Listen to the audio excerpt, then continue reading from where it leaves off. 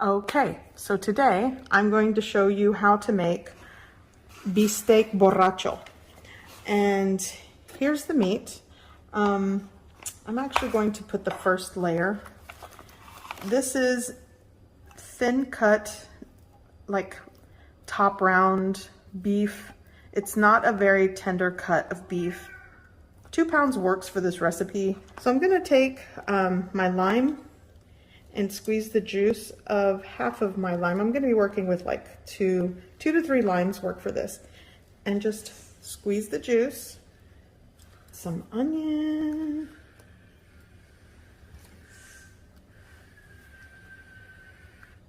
I need my cilantro here. So I'm gonna take some of my fresh cilantro. I'm just gonna cut it like this and just with my kitchen shears spread it all over. Some garlic powder, onion powder. I'm gonna go in with some fresh garlic as well. By the way, it's this yellowish color because I had a whole bunch of frozen cloves of garlic, so it's still good. Let me finish out this. Some smoked paprika.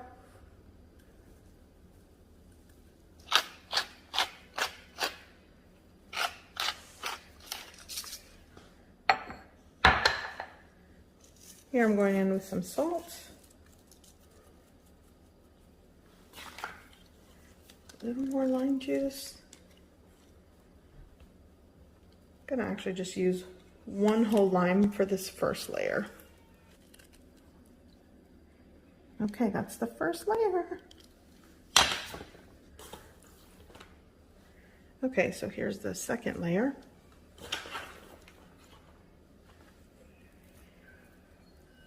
It smells great already.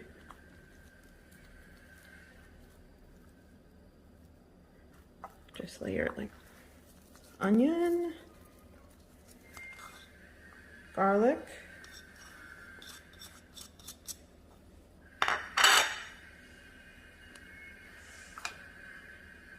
onion powder,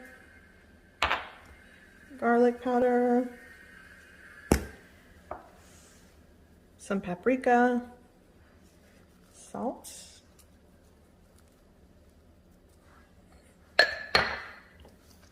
some cracked black pepper,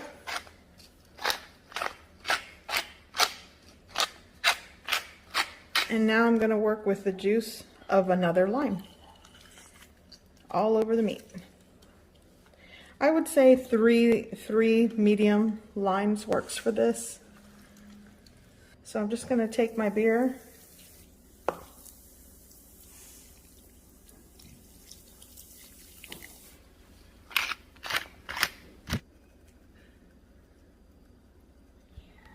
Okay, so this is going to marinate for at least 1 hour in my refrigerator. I'm going to cover it with cling film and let it hang out. And before I forget, I'm going to add my cilantro to the top. Okay, so I'm going to let this marinate. I have a little bit of beer left, so let's do that. That was 12 fluid ounces of beer, by the way. I'm going to let this marinate, cover it with cling film, at least 1 hour.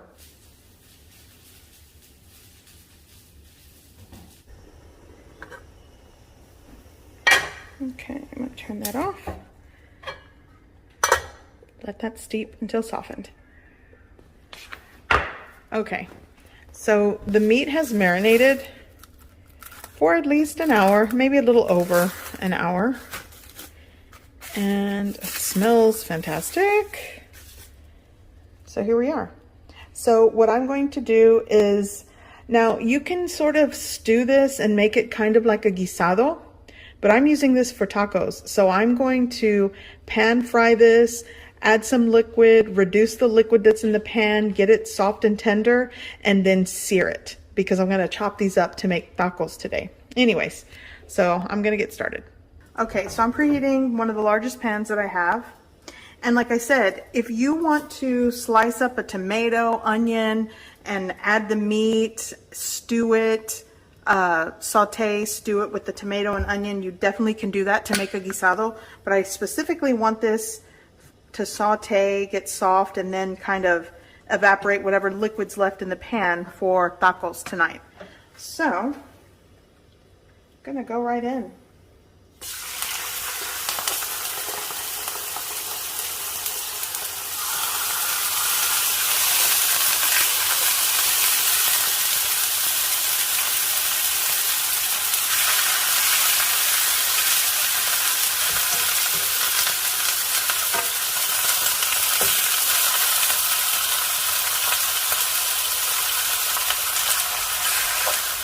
So this meat will go through stages. I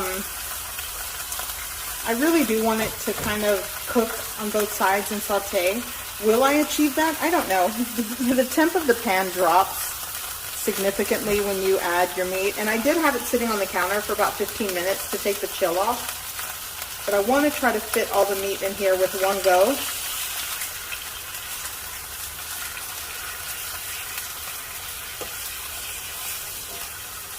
By the way, this just marinade with the beer smells phenomenal. Now I'm going to add some of the onion and cilantro in here. I'm going to turn this.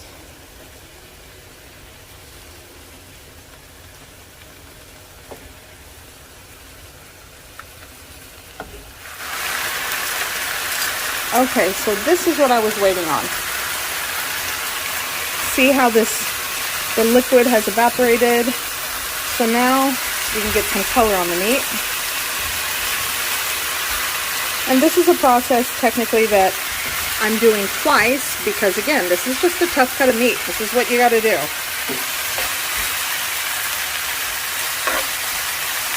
And you can definitely do like a beefsteak ranchero. I've done that. I'll link that recipe video below or somewhere across the screen here in the video. There are good things happening in this pan right now. So now what I'm going to do is add beef broth.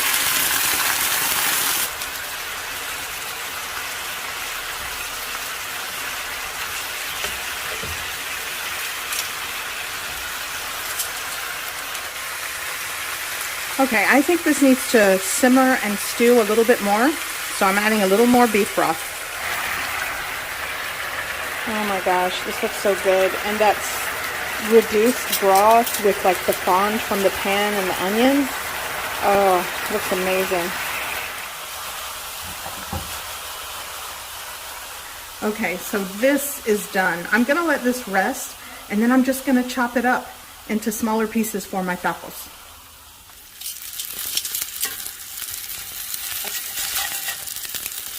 Okay, so this looks ready for the blender.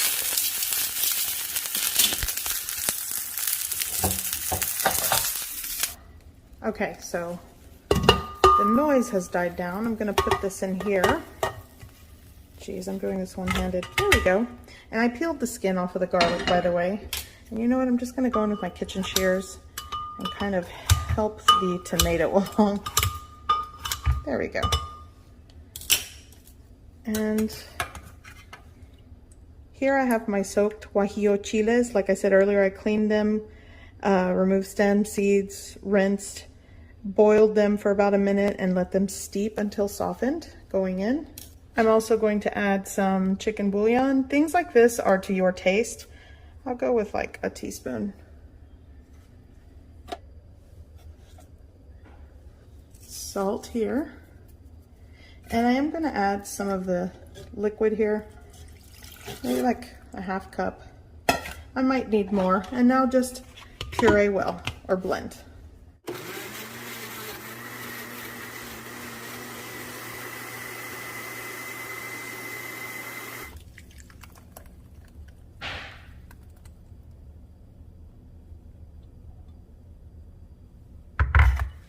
And that's one salsa. I'm gonna also make a green one. Okay, so this is right where I want it. I'm gonna add a little bit of water.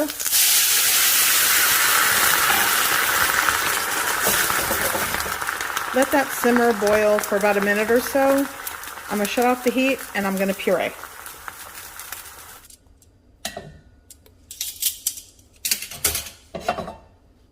add some of the liquid here. And chicken bouillon powder, salt,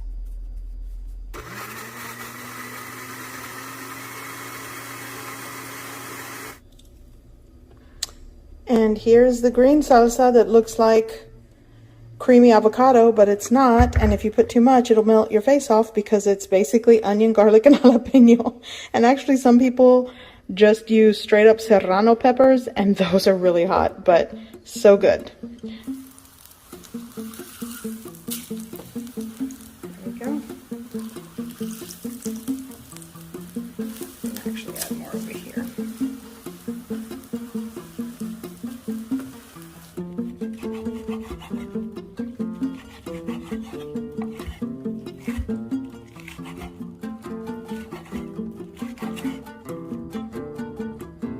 So I have the meat on the tortilla, and I'm just doing different colors here. I'm going with my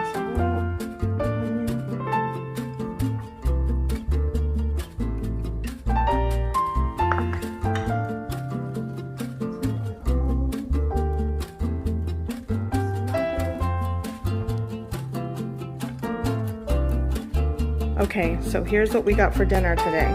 And I piled these with a lot of meat, some of the fond, and that sauce left in the pan with my salsas. Just, dinner's gonna be good. Hello everybody. So today I'm going to show you a very quick and easy way to make borracho beans. I've also done charro beans this way, well, with the exception of the borracho part, which is the beer that goes into this recipe, and it's easy to make. Here we go. Okay, so let's go over the ingredients. So here I have 29 ounce can of cooked pinto beans. I'll be draining that. I have some beer. Okay, I'm gonna be using about 6 slices of bacon chopped. Instead of fresh cilantro, I'm going for the dried cilantro that I have here.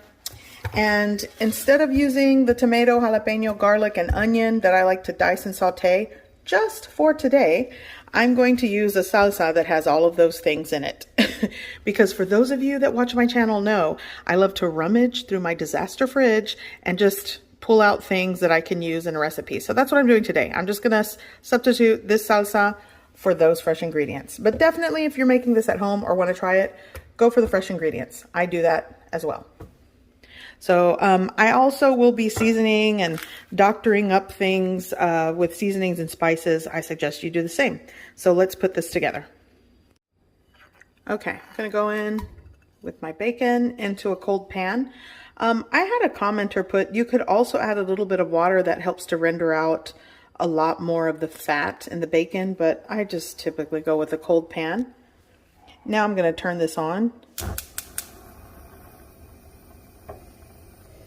Okay, and I'm just gonna break this apart, cook it, render out as much fat as possible, and then I'll just take it out of the pot, set it aside. And I am gonna use a little bit of the rendered bacon grease or the bacon fat, but the rest I'll just store it later for later use. I like to save my bacon fat. Okay, so while the bacon is cooking, I wanted to mention a couple of things. This is definitely a very quick and easy version, especially since we're using canned pinto beans. But depending on who you ask in my family, that'll determine what you are putting into your beans, whether it's charro or borracho. I have family members that add chorizo, hot dogs, some add the little cueritos. Now, for those of you that want charro or borracho beans and do not want to add bacon or meat at all, a little trick that I like to do is add chipotle pepper puree in the adobo sauce. That has a very smoky flavor. If you don't want the spice, then add some smoked paprika. There are a lot of ways to impart that smoky flavor, and you don't have to use smoked meats. So there's my little tips and 2 cents. Take it for what it's worth. Hopefully it helps. Okay, so I'm gonna turn this off. This is done.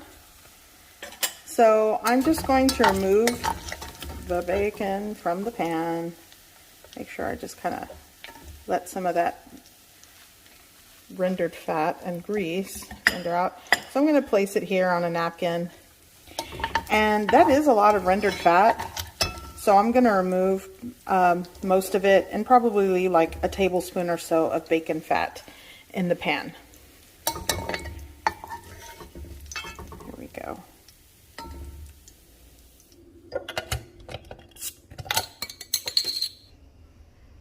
Okay, so I've got a lot of the things I'm going to be using.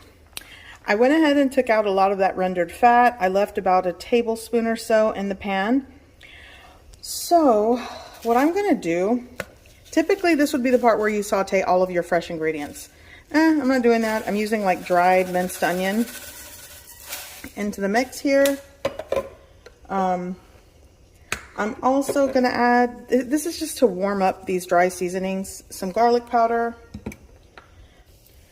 And I'm also going to be seasoning it with some of this chicken bouillon powder. Throw that in the mix.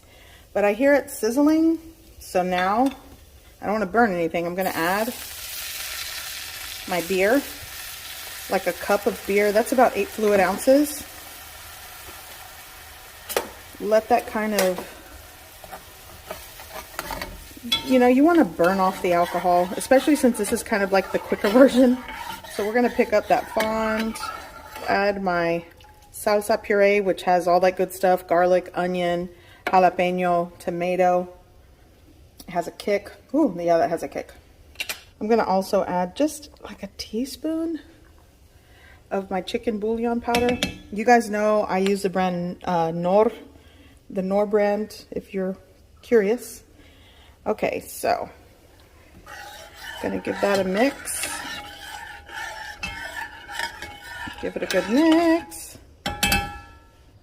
So I'm gonna add like, oops, maybe like a cup of water because I want this to be brothy. So we're gonna go add the water into the pot. Give that a mix. Here I'm gonna add my dried cilantro. Just a little bit. My son's excited there in the back. Give this a mix. I really want this to kind of simmer, but you know what? I'm just going to throw it all in the pot. So here I have my drained, rinsed, canned beans going into the pot. All the bacon. There we go. Give that a mix. And I'm going to bring this to a simmer. And I want these kind of creamy. You don't have to do that, by the way. That's mine. I'll eat that. I want this kind of creamy, so I want it to come up to simmer, and I'm gonna let it simmer for about like 10 minutes. Crank up the heat here. I'm gonna put the lid on it. And once I hear it simmering, I'll lower it just a little bit, and I'm gonna let it simmer for 10 minutes, give it a taste. And this is where you get to be creative. Add whatever you want into the pot with your dry seasonings and spices, and salt to taste. Okay, so now I'm gonna check the beans. It's been about like 12, 13 minutes. Okay, oh, that's kind of hot. Okay, so I'm gonna shut this off. I already know they're done. I mean, the beans were already cooked. So this smells amazing. And, you know, I used salsa, but if you're using the, you know, sauteed Roma tomato, onion, jalapeno, and garlic, you know, you saute it in that bacon grease and all that, it will be less liquidy. But I added like 3/4 of a cup of like salsa I had left over. So you might need to adjust maybe the water, or if you're using strictly chicken broth, you know, those are things that you'll have to adjust. But this, I mean, oh, it's going to be good. I'm going to show you how I make fish tacos. These are golden fried to perfection. This is going to be good. Before I start prepping the fish for the fish tacos, I am going to make curtido. This is basically a pickled cabbage slaw, if you will. And I'm going to thinly slice my cabbage and place it into a glass bowl. I'm only going to thinly slice half of this cabbage. You could do the entire head of cabbage, but that's all I need for today. I'm also going to thinly slice red onion and place that into the bowl. Here I'm cutting 2 medium limes, and I'm going to squeeze the juice of the fresh limes into the bowl with the cabbage and the onion.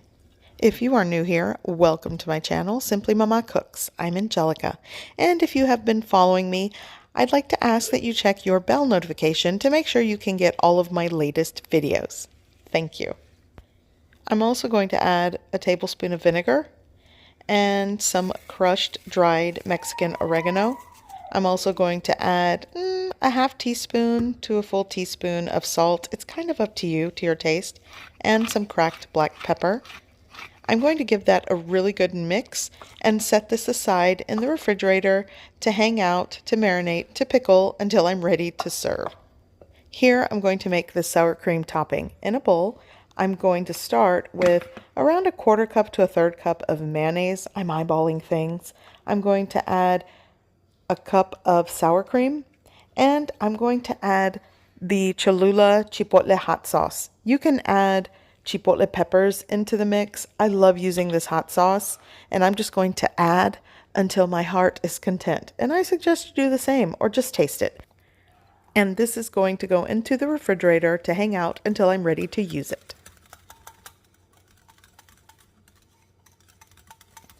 So I'm going to work on prepping the fish. Here I have 2 pounds of fish. You can do tilapia fish, flounder, whatever fish you like to use.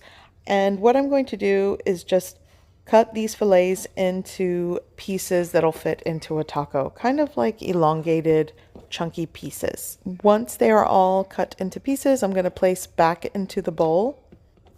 And now I'm going to dredge the fish. Here on a baking sheet, I'm going to add around a cup of all-purpose flour, a teaspoon of salt, and some cracked black pepper. I'm eyeballing things today. And now I'm just going to mix that and combine well. And once I've combined this, now it's time to just dredge each piece of fish. And it's just a light coating, and I'm just going to leave them on the baking sheet as I dredge them.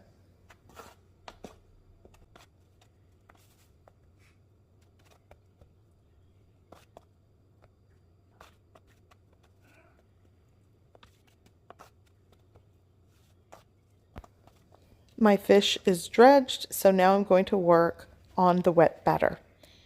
In a bowl, I'm going to add 1 1/3 cups of all-purpose flour. Here I'm going to add a teaspoon of baking powder. Now I'm going to season with onion powder, paprika. I'm also going to add some garlic powder into the mix. Here I'm adding cracked black pepper. I'm going to add some salt.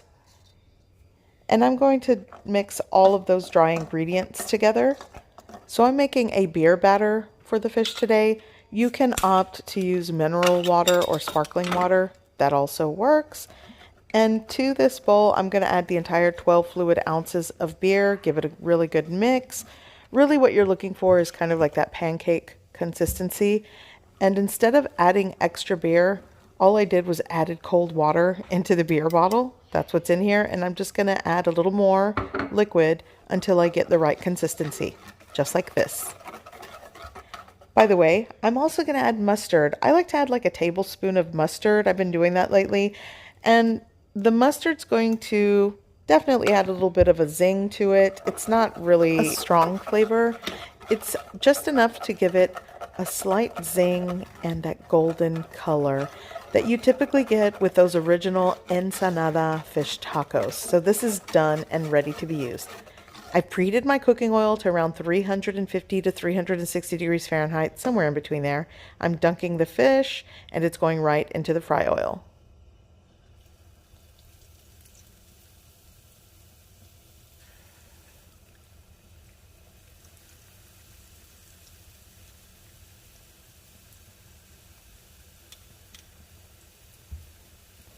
So while the fish is cooking, you'll notice these little pieces that float to the top. I'm just going to remove these so they don't burn while the fish cooks. And I'm going to let the fish cook for several minutes.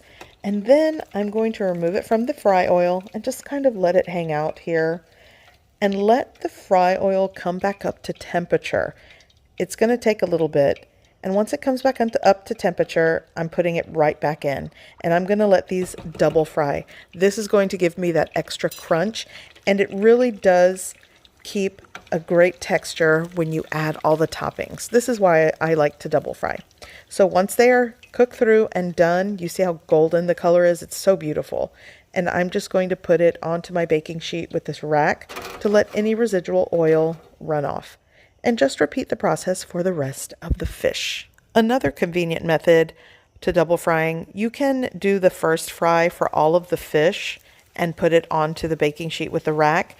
Bring the temperature back up to the fry oil and then do the double fry again and just fry all of the fish over again in batches. So I have to try this. It's so hot and so crispy. Ah, it's so good, but it's hot. Okay, my fish is done and you can hear that exterior is just crispy, crunchy fish. So I like to warm up my corn tortillas right on the flame. You don't have to do that. Use a griddle or make them from scratch. I do that sometimes. But I love the charring by reheating my corn tortillas on that open flame. So good. So to build this taco, it's the tortilla, the fish, and this curtido, the cabbage slaw that we made, the pickled cabbage slaw. And I'm just going to pile it right on top of my golden fried fish. I'm going to add some of my crema. This is that mayo, sour cream, chipotle pepper sauce mix. Oh, it's so good.